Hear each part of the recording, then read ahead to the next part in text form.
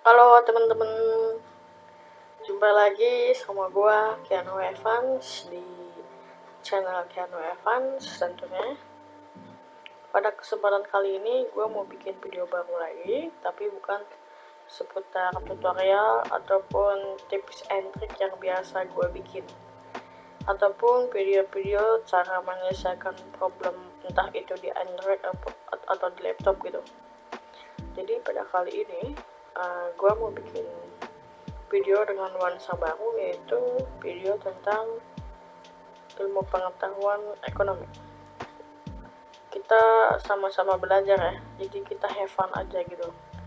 Gue juga di sini banyak kurangnya. Gue di sini fokusnya ke perbedaan ekonomi makro dan ekonomi mikro. So jadi kita langsung aja, apa sih ekonomi makro dan ekonomi mikro itu? Apa bedanya gitu? Kenapa ada istilah makro dan istilah mikro gitu kan? Kalau misalkan kita dimulai dari ekonomi makro dulu nih ya, ekonomi makro itu sebenarnya adalah salah satu istilah dalam ilmu ekonomi juga. Dengan kata lain, ekonomi makro adalah cabang dari suatu ilmu ekonomi yang mempelajari bagaimana perekonomian secara keseluruhan. Jadi kalau misalkan kita ambil secara kata simpel, makro itu besar, sedangkan kalau mikro itu kita balikin aja. Jadi berarti mikro itu kecil.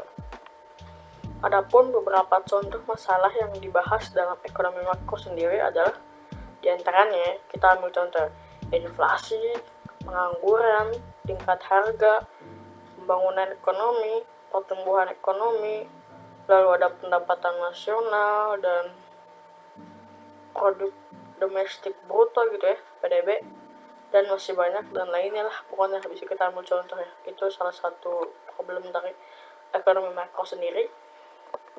Dan kalau kita ambil istilah ekonomi makro itu, kita ambil ya dari sumber Investopedia.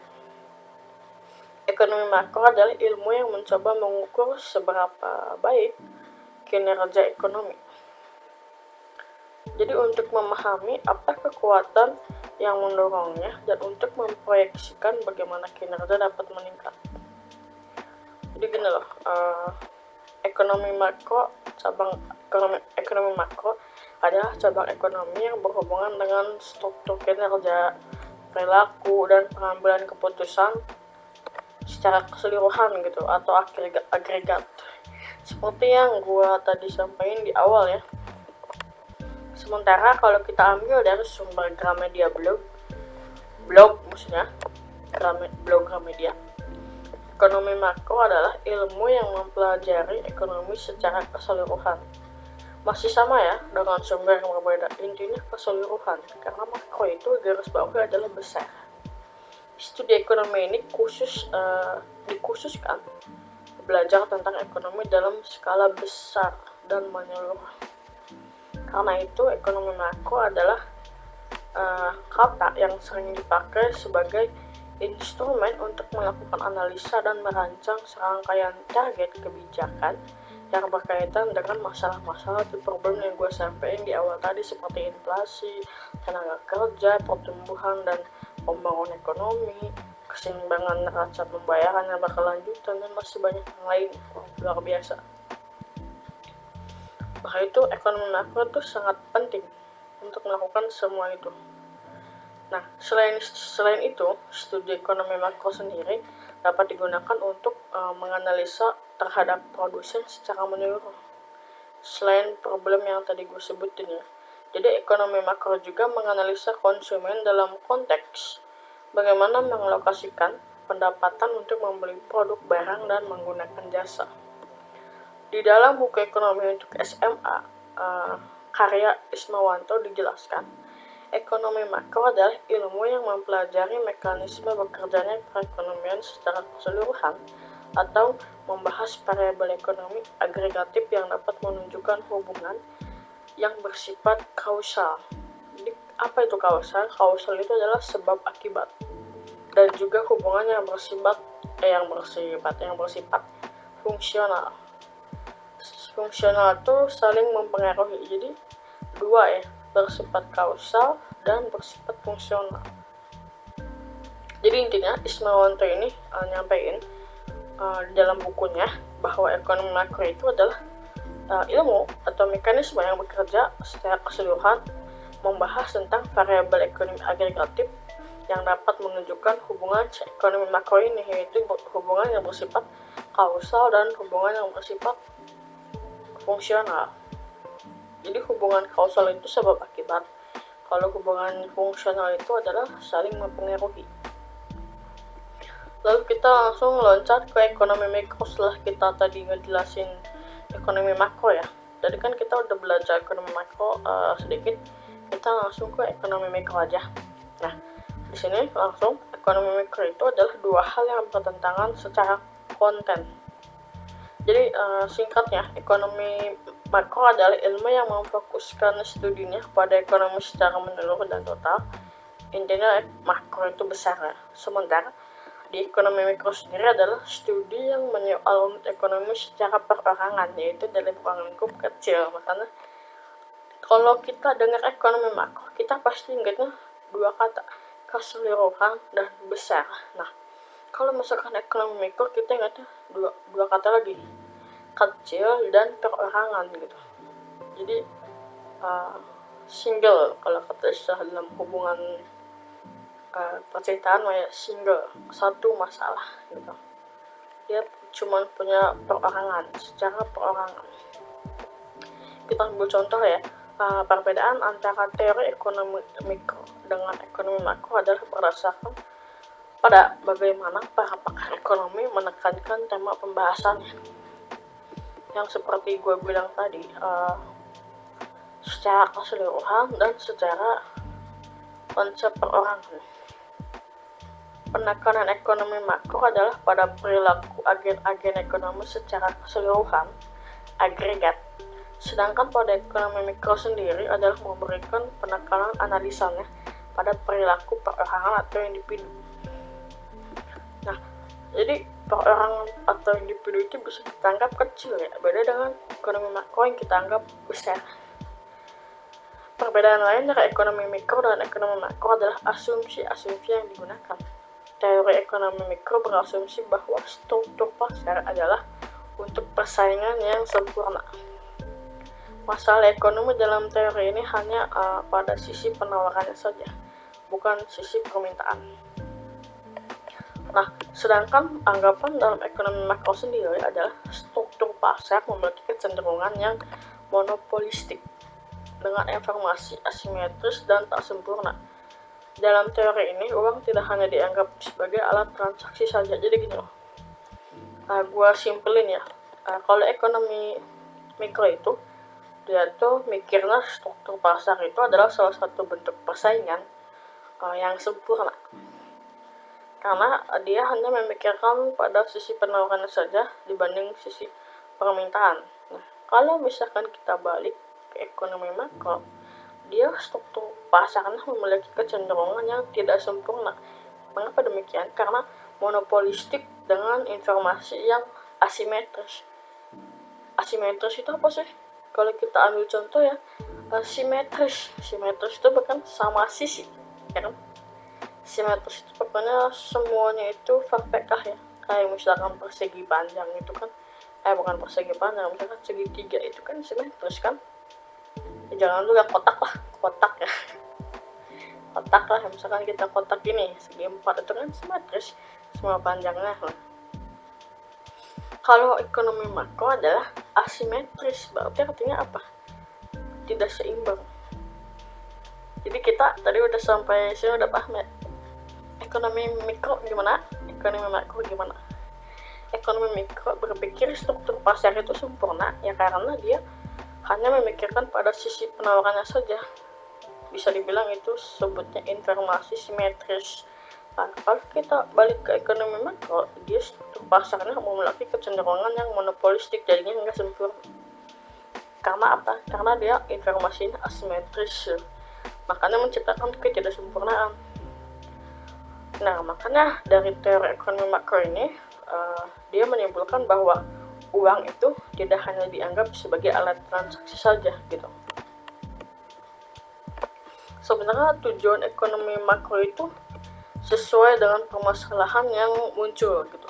Contohnya ya, ada pengangguran, kemiskinan, tingkat harga mempunyai akibat yang buruk juga gitu kan. Itu salah satu 3 faktor utama yang menurut gue pribadi ya bikin buruknya jalan perekonomian suatu negara gitu. Pengangguran, kemiskinan, tingkat harga gitu. Lah, itu luar biasa sekali. Kestabilan ekonomi benar-benar diuji. Kestabilan ekonomi suatu negara tuh kalau misalkan kita lihat dalamnya gitu, pengangguran, kemiskinan, dan tingkat harganya gimana nih? Kalau misalkan jelek, misalkan banyak pengangguran, banyak masyarakat yang belum sejahtera, nah itu kita bisa lihat dan kita bisa analisa, wah ini ekonomi di negara ini tuh nggak stabil gitu. Itulah salah satu fungsinya ekonomi makro buat menganalisa jalannya perekonomian yang berada di suatu negara gitu. Nah, atas dasar itu, bentuk-bentuk kebijakan ekonomi yang akan dilakukan oleh suatu negara tergantung juga pada tujuan yang ingin dicapai. Karena itu perlu dipahami terlebih dahulu tujuan dari kegiatan perekonomian suatu negara secara makro, ya, secara keseluruhan, untuk membuat evaluasi terhadap kejadian yang telah terjadi. Kita ambil contoh nih, setiap negara kan pasti memiliki kebijakan sendiri dalam menstabilkan ekonomi gitu, dalam menstabilkan perjalanan ekonomi. Mereka pasti nggak mungkin membiarkan suatu perjalanan ekonomi itu nggak stabil terus. Mereka pasti akan mengevaluasi, menganalisa, dan menyimpulkan, lalu memberikan suatu kebijakan baru lagi, dan menganalisa lagi, mengevaluasi lagi, dan memberikan kebijakan baru lagi, terus sampai ekonomi negara itu stabil. Itu adalah salah satu tujuan ekonomi makro dalam ruang lingkup keseluruhan ya. Jadi ekonomi makro itu tuh berpengaruh banget terhadap suatu negara. Setiap tujuan tersebut tuh ditujukan untuk memecahkan persoalan-persoalan yang muncul, yaitu yang tadi diantaranya yang menurut gua 3 utama tadi: pengangguran, kemiskinan, dan tingkat harga yang ada di negara itu. Nah, di sini gue mau nyebutin seberapa pentingnya tujuan ekonomi makro bagi suatu negara. Gue mau nyebutin ada beberapa faktor yang bisa bikin kita lebih baik lagi dengan adanya ekonomi makro buat suatu negara. Ya, dengan analisa ekonomi makro sendiri, kita bisa meningkatkan satu, kesempatan kerja, lalu meningkatkan kapasitas produksi nasional, lalu meningkatkan pendapatan nasional, lalu kita neraca pembayaran luar negeri agar tidak mengalami defisit, terus adanya kestabilan perekonomian negara, terus menciptakan pertumbuhan ekonomi yang signifikan, terus meningkatkan distribusi pendapatan, dan terakhir adalah meminimalisir terjadinya inflasi. Karena semakin tinggi tingkat inflasi, semakin runtuh juga kestabilan ekonomi di suatu negara. Itu adalah salah satu tujuan ekonomi makro ya. Jadi ekonomi makro itu penting banget karena bersifat keseluruhan, beda halnya dengan ekonomi mikro. Contoh masalah yang dibahas dalam ekonomi makro adalah hal-hal yang berkaitan dengan inflasi, deflasi, pengangguran, lalu lapangan kerja, kemiskinan, dan kan tingkat harga. Nah, karena itu, untuk mencapai tujuan dari ekonomi makro tersebut diperlukan beberapa kebijakan yang tadi dibilang di awal. Analisa, evaluasi, bikin kebijakan baru. Analisa, evaluasi, bikin kebijakan baru. Nah, di sini kebijakan yang harus dijalankan oleh suatu negara diantaranya sebagai berikut. Pertama, kebijakan fiskal. Kedua, kebijakan moneter. Ketiga, kebijakan segi penawaran. Why? Mengapa demikian? Karena dengan adanya ketiga kebijakan ini, kita bisa mengatur pemasukan dan pengeluaran suatu negara gitu. Yaitu berfungsi untuk mengukur seberapa banyak dana yang telah dikeluarkan oleh bank pada suatu negara gitu. Fungsi dari kebijakan itu sebenarnya untuk menyeimbangkan neraca keuangan suatu negara lah intinya gitu. Makanya kebijakan tuh kita harus bikin yang lebih baik lagi setelah adanya analisa dan evaluasi. Nah, itu ulasan tentang apa itu ekonomi makro, tujuannya, lalu kebijakannya. Nah, secara umum ekonomi makro itu adalah ilmu yang mempelajari ekonomi secara keseluruhan. Nah, sedangkan contoh masalah yang dibahas dalam ekonomi makro seperti yang gua tadi di awal bilang, problemnya banyak banget, pengangguran, kemiskinan, inflasi. Saking banyaknya, makanya inilah kita fungsinya ekonomi makro gitu. Beda halnya dengan ekonomi mikro, bener gak? Oke, kita break dulu ya. Jadi kita kan udah masuk ke ekonomi makro, kita harus loncat ke ekonomi mikro.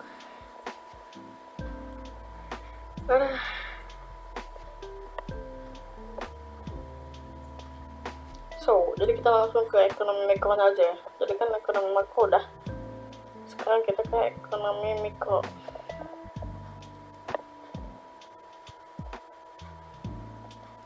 Gua di sini bakal cari salah satu ruang lingkup ekonomi mikro yang vital seperti tadi. Kayak makro kan ada inflasi segala macam. Nah, di sini gue cukup sulit nyari sumbernya. Apa aja gitu contoh nyatanya gitu, biar kita menyamakan dengan ekonomi makro tuh apa ada kaitannya gitu dengan pembuatan kebijakan gitu kan. Ini agak sulit juga sebenarnya. Nah, ketemu guys. Ketemu.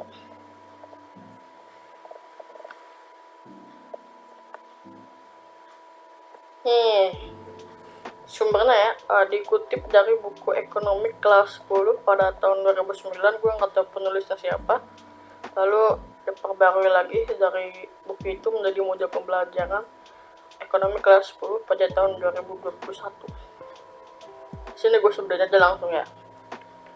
Aktivitas unit-unit ekonomi yang dipelajari dari ekonomi mikro antara lain mempelajari perilaku seseorang sebagai konsumen, nah sebagai pemilik sumber ekonomi, dan sebagai produsen. Jadi intinya itu, jadi kan kita keseluruhan ke makro. Nah, kalau misalkan yang mikro ini kita bikin lingkupnya lebih kecil, yaitu dengan individu atau seseorang. Makanya mempelajari ekonomi mikro berarti secara nggak langsung kita mempelajari ekonomi dari setiap individu yang ada di negara kita gitu. Kayak contohnya ya produsen gitu kan, konsumen. Makanya ini disebutnya kan mempelajari perilaku seseorang sebagai konsumen, sebagai pemilik sumber ekonomi, dan sebagai produsen. Terus di sini jelasin juga mempelajari arus perputaran barang dan jasa dari produsen hingga ke konsumen. Lalu mempelajari harga barang dan jasa, mempelajari cara menentukan tingkat produksi supaya tercatat keuntungan maksimum bagi produsen. Supaya tercapai keuntungan maksimum bagi produsen. Terus mempelajari cara mengalokasikan pendapatan yang terbatas untuk memenuhi barang dan jasa yang dibutuhkan sehingga tercapai kepuasan maksimum bagi konsumen. Sedangkan ruang lingkup pada ekonomi mikro ini adalah penghitungan pendapatan nasional, keseimbangan pendapatan nasional dalam perekonomian 2 sektor dan 3 sektor, uang bank dan pencipta uang, kebijakan fiskal dan sistem perpajakan, pasar uang dan pasar tenaga kerja, lalu kebijakan moneter dan uang yang beredar. Salah. Jadi yang tadi gue sebutin itu adalah ekonomi makro, ruang lingkup ekonomi makro. Pantesan ketika kok dijelasin sama kayak yang gue awal tadi gitu kan, ada kebijakan moneter, ada kebijakan fiskal. Jadi kita langsung lihat ke ruang lingkup ekonomi mikro aja, soalnya ekonomi mikronya penjelasannya sedikit dijelasinnya di sumber-sumbernya. Nah, ruang lingkup ekonomi mikro adalah permintaan, penawaran, dan keseimbangan harga pasar. Terus elastisitas permintaan, biaya produksi, penerimaan produsen, dan laba. Terus teori perilaku konsumen, teori produksi, biaya produksi, penerimaan produsen, dan laba. Lalu ada pasar persaingan sempurna, pasar monopoli, pasar oligopoli, pasar persaingan monopolistik, permintaan akan input, mekanisme harga dan distribusi pendapatan. Interupsi. Jadi kan kita di awal ekonomi makro kan sifatnya tidak sempurna, ternyata di ekonomi mikro juga dia bisa tidak sempurna, guys. Tuh, di sini terdapat pasar persaingan monopolistik, tapi di sisi lain ada pasar persaingan sempurna. Jadi ekonomi mikro itu ada sisi negatif dan sisi positifnya, guys. Nah, supaya kalian lebih paham soal ekonomi makro dan ekonomi mikro ini, gue punya salah satu buku rekomendasi yang dikeluarkan dari Universitas Indonesia. Ini dia bukunya. Ini edisi ketiga karya dari Pratama Raharja dan Mandala Manurung. Dia ngejelasin soal teori ekonomi mikro dan ekonomi mikro. Ini mungkin buku lama, tapi kalau menurut gue masih relate dan masih relevan ya. Di sini lengkap banget lah. Bahkan yang tadi kita belajar juga ada teori perilaku konsumen kan. Lalu di sini ada cara kita menghimpun kurva, terus ada efek substitusi dan efek pendapatan. Lengkap banget ini, tebal juga. Nah, buat kalian yang pengen dapat buku ini, kalian bisa cek di Shopee gua di link deskripsi, karena ini gua jual. Soalnya ini udah nggak kepake lagi. Gua banyak banget buku yang numpuk di rumah. Bakal gua jualin dan kita bakal review satu-satu sebelum dijual untuk nambah-nambah video YouTube gua. Oke, ini udah 20 menit, gila 20 menit. Bodo amat juga nggak ada yang nonton. Ini dia penulisnya ya, kita apresiasi dulu. Bapak Pratama Raharja dan Bapak Mandala Manurung.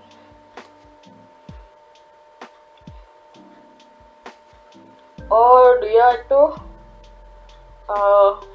Fakultas Ekonomi Universitas Indonesia. Jadi ada lembaga penerbitnya, guys. Dia udah nerbitin 4 buku. Teori ekonomi mikro, teori ekonomi makro, pengantar ilmu ekonomi yang terdapat dari makroekonomi dan makroekonomi, dan yang terakhir uang, perbankan, dan ekonomi moneter, yaitu menjelaskan kajian kontekstual Indonesia. Wow. Buku ini bertujuan memberi pengenalan tentang konsep-konsep dasar ilmu ekonomi, berisi ilmu ekonomi makro dan ilmu ekonomi makro 4 SKS. Jadi ini bisa buat belajar semester ini. Kalau 2 SKS kan sejam setengah. Ini bisa buat belajar 3 jam tiap minggu 1 semester. Habis. Ini masih mulus ya, dan ini bukan aslinya, ini kopian, tapi selalu legal ya, ini legal, cuman ini ada noda sedikit aja, dan ini gue lindungi pakai plastik. Kita buka ya, nih. Tuh, nggak ada coret-coretan apapun. Kalian bisa cek di Shopee gue, oke? Bye-bye. Oke, cukup sampai sini aja penjelasan singkat soal ekonomi makro dan ekonomi mikro ya. Have fun kan? Kita have fun aja ya. Belajar bikin video, buat video sambil belajar gitu. Apalagi kita dapat ilmu baru gitu, nambah wawasan. Oke, maka dari itu gua Kian Evans pamit. Jumpa lagi di video berikutnya. See you again in the next video. Bye bye.